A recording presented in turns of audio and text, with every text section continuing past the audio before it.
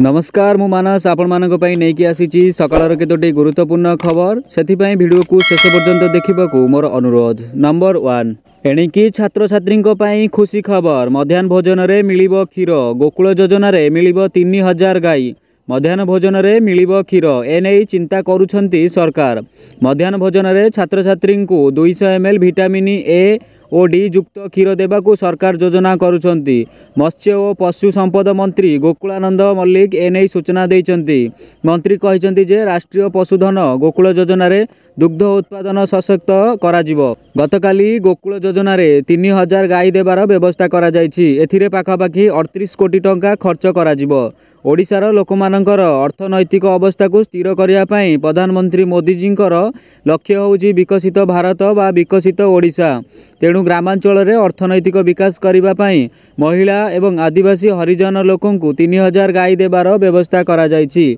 परवर्ती खबर अमल परवर्ती फसल खेती आकलन कार्य शेष होइछि। आज सुधा प्राय 1 लाख क्षतिग्रस्त प्लॉट बाबद को मोट 21 कोटी 96 लाख टंका क्षतिपूरण सीधासलख चाषी मानकर बैंक खाता को प्रदान करा जायछि।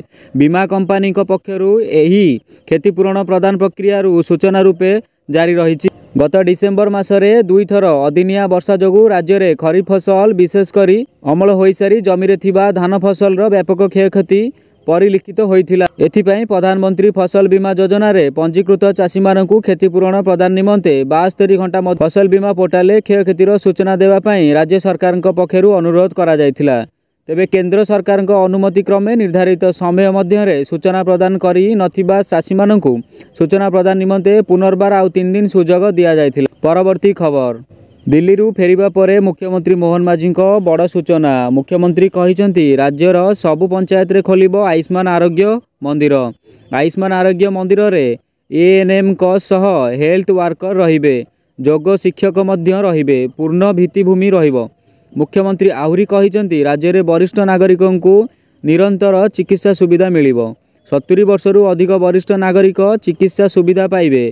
सारा देश में 29,000 रु अधिक हॉस्पिटल रे चिकित्सा सुविधा रही। आयुष्मान भारत रे पुरुषों को 5 और महिला को 10 लाख चिकित्सा सुविधा जोगाई दिया जायछि। परवर्ती खबर परमाणु शक्ति दिगरे भारत नेला बड़ पदक्षेप टेंशन रे चाइना एवं पाकिस्तान।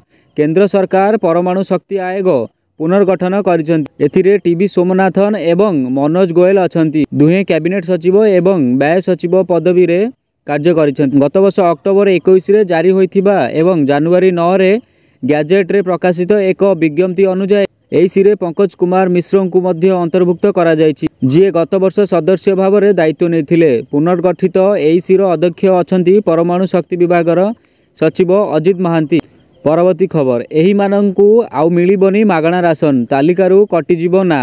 मागणा राशन रो लाभ पाउथिबा लोकों पाई बड़ खबर एमानक राशन कार्ड तालिकारु कटिजिबो ना। आसंतु जानिबा काहेकि मागणा राशन पाइबा पाई ईकेवाईसी संपूर्ण करिबा अत्यंत गुरुत्वपूर्ण। जदि आपण ताहा करंती नाही तेबे या सहित आसुथिबा लाभर आपण वंचित होई पारंती।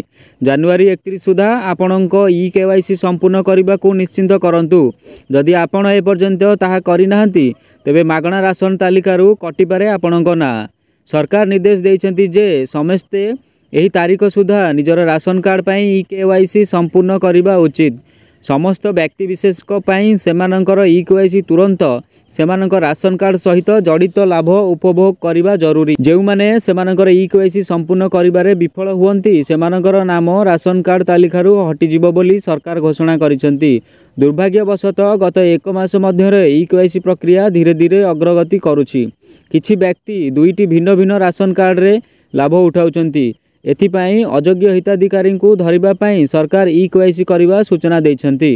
परवर्ती खबर जनवरी 20 रु श्रीमंदिर रे आरंभ हेबो धाड़ी दर्शन। बड़ देउलर नाटमंडप रे जगा दर्शन हेबो सहज।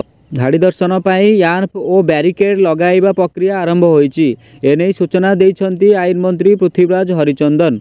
सेहीपरि मकर संक्रांति सह अन्य गुरुत्वपूर्ण नीतिकांति को दृष्टि रखी 4 दिन धरी रत्न भंडार मरामती काम स्थगित करा जायथिला। बुधवार ठू पुणी रत्न भंडार मरामती काम आरंभ हेबो। रत्न भंडार रे फाट स्थान रे केमिकल टीम केमिकल प्रलेप देबा काम करिबो। ପରେ ଚଟାଣରେ ରହିଥିବା ପ୍ଲାଷ୍ଟରକୁ ଛଡ଼ାଇ ଗ୍ରାନାଇଟ୍ ପଥର ପକାଯିବ।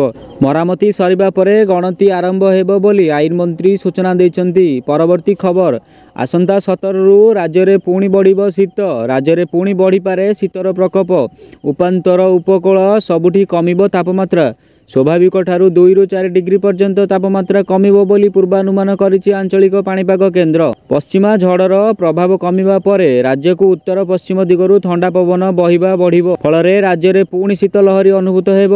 ବିଶେଷ କରି ସୁନ୍ଦରଗଡ଼, ଝାରସୁଗୁଡ଼ା, ଅନୁଗୁଳ, ଢେଙ୍କାନାଳ, ସମ୍ବଲପୁର, ବରଗଡ଼, କନ୍ଧମାଳ, କଳାହାଣ୍ଡି, କୋରାପୁଟ ଏବଂ ନବରଙ୍ଗପୁରରେ ଶୀତ ଲହରୀ ଅନୁଭୂତ ହେବାର ସମ୍ଭାବନା ରହିଛି। ଆସନ୍ତା 3 ଦିନ ପର୍ଯ୍ୟନ୍ତ ରାଜ୍ୟରେ ପାଗରେ କୌଣସି ପରିବର୍ତ୍ତନ ହେବ ନାହିଁ। ରାତ୍ରି ତାପମାତ୍ରା ସ୍ୱାଭାବିକଠାରୁ ଅଧିକ ରହିବ। କିଛି ଜିଲ୍ଲାରେ ହାଲୁକା ଶୀତ ସହ ଘନ କୁହୁଡ଼ି ନେଇ ସତର୍କତା ଜାରି କରିଛି ପାଣିପାଗ କେନ୍ଦ୍ର। ପରବର୍ତ୍ତୀ ଖବର, ବଢ଼ିଲା ଭାରତ ବାଂଲାଦେଶ ସୀମା ବିବାଦ। ବିଏସ୍ଏଫ୍ର ତାରବାଡ଼କୁ ଢାକାର ଆପତ୍ତି। ଭାରତ ଓ ବାଂଲାଦେଶ ମଧ୍ୟରେ ଲଗାତାର ସମ୍ପର୍କ ତିକ୍ତ ହେବାର ଲାଗିଛି। ବଢ଼ିବାରେ ଲାଗିଛି ସୀମା ବିବାଦ। ପୂର୍ବତନ ବାଂଲାଦେଶ ପ୍ରଧାନମନ୍ତ୍ରୀ ଶେଖ୍ ହସିନାଙ୍କ ବହିଷ୍କାର କରିବା ପରେ ଦୁଇ ଦେଶ ମଧ୍ୟରେ ସମ୍ପର୍କ ତିକ୍ତ ଥିବା ଜଣାପଡ଼ିଛି। ବାଂଲାଦେଶୀ ଅନୁପ୍ରବେଶକାରୀଙ୍କୁ ରୋକିବା ପାଇଁ ଭାରତୀୟ ସୀମା ସୁରକ୍ଷା ବଳ ବା ବିଏସ୍ଏଫ୍ ସୁରକ୍ଷାକୁ କଡ଼ାକଡ଼ି କରିଛି। ସୀମାନ୍ତ ଅଞ୍ଚଳରେ ବିଏସ୍ଏଫ୍ ତୀକ୍ଷ୍ଣ ନଜର ରଖିଛି, ଯେଉଁ କାରଣରୁ ବାଂଲାଦେଶର ମହମ୍ମଦିନ ସରକାର ହଡ଼ବଡ଼େଇ ଯାଇଛନ୍ତି। ଏବେ ବାଂଲାଦେଶକୁ ତାହା ଭାଷାରେ ଜବାବ ଦେଉଛି ଭାରତ। ରବିବାର ବାଂଲାଦେଶ ବୈଦେଶିକ ମନ୍ତ୍ରଣାଳୟ ଭାରତୀୟ ହାଇକମିଶନର ପ୍ରଣୟ ବର୍ମାଙ୍କୁ ଡାକି ସୀମାରେ ବିଏସ୍ଏଫ୍ ଦ୍ୱାରା କରାଯାଇଥିବା ତାରବାଡ଼କୁ ନେଇ ଆପତ୍ତି ଜଣାଇଥିଲା।